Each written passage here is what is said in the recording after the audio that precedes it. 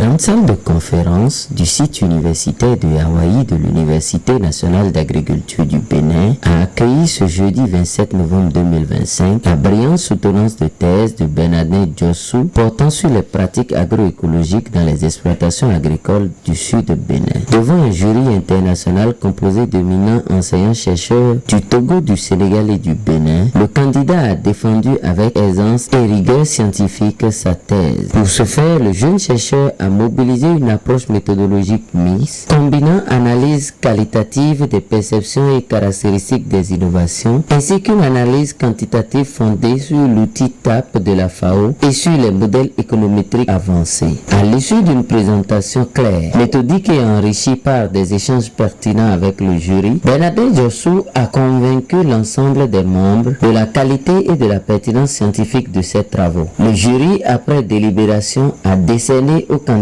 le grade de docteur en agronomie option horticulture, environnement et développement avec la mention très honorable, saluant ainsi sa contribution significative à la compréhension et à la promotion des transitions agroécologiques au Bénin. C'est d'abord un sentiment de gratitude envers Dieu qui a permis quand même que tous ces efforts-là que j'ai fournis ces dernières années puissent vraiment connaître ce terreux couronnement. Après un sentiment de satisfaction personnelle pour avoir essayé de porter un sujet sur lequel je travaille il y a quelques années déjà, une problématique que je porte avec beaucoup d'engagement, et donc c'est une fierté de pouvoir quand même faire une telle défense et que le jury ait aussi formulé toute cette satisfaction à travers le travail qui a été fait. Cette recherche appelle à renforcer les facteurs favorables existants, à professionnaliser davantage l'accompagnement technique des producteurs et à inscrire résolument l'agroécologie dans les politiques agricoles nationales. De ce travail, nous avons observé,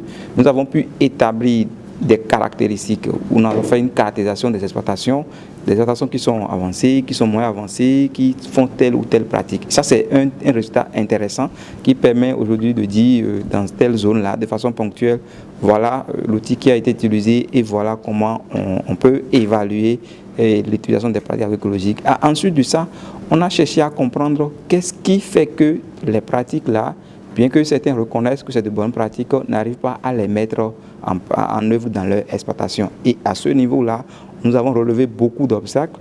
Et ces obstacles-là, si les pouvoirs politiques, les organisations paysannes, les organisations qui s'investissent dans le développement de l'agriculture durable, s'ils prennent conscience de ces obstacles-là, à côté de ça, ils vont voir tous les leviers, toutes les opportunités que nous avons relevées et sur quoi ils peuvent se baser pour essayer de transformer un peu notre système de production, notre système alimentaire.